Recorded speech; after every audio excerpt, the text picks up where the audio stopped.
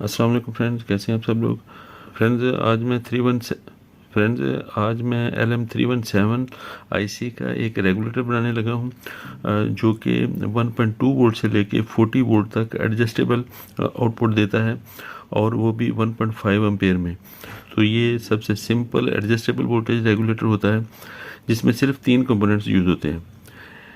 LM317 IC, एक 220 ओम की register और एक 10K का पोटेंशियोमीटर।